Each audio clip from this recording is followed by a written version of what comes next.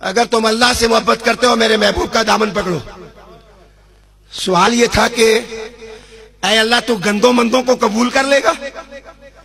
किसी ने शराब पी हुई है, माला किसी ने दादे गुनाह दी हुई है, माला किसी की जबान से गीबत निकली है, माला किसी ने चुगली खाई हुई है, रब्बे करीम कोई पड़ोसी का हक मार के आया है, माला करीम किसी ने गाली दी हुई है, किसी ने अपनी जरा गंदी की हुई है।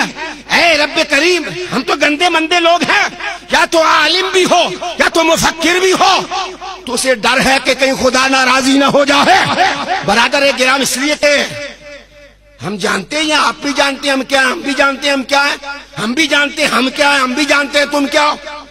बरादर गिरामी, अब सवाल ये था कि मौला करीम ने कहा अगर तुम अल्लाह से मोहब्बत करते हो मेरे महबूब का दामन पकड़ो।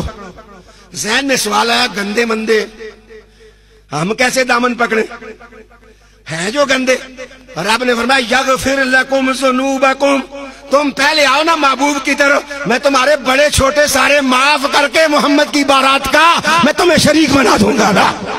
कुल इन कुंतुम तुहिब्बूनल्लाह, मौलाना इससे बड़ा कोई वसीला नहीं गुनाह माफ करवाने का कि हुजूर का दामन मुयस्सर आ जाए। तुम कहते हो कि ये वक्त जाया नहीं है, हो सके तो गर्दन टूट जाए थक कर, लेकिन हुजूर की महफिल से न उठो।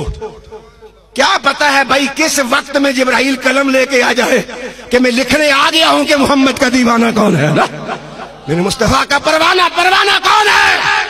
ऐ जमाल मोहम्मद और ऐ हुस्ने मुस्तफा से प्यार करने वालों, ये किस्मत हर एक की नहीं है, ये अल्लाह जिसको चाहता है ये नसीबा अता फरमाता है ना। इसलिए महफिलें यहां भी किया करो, घर में भी किया करो।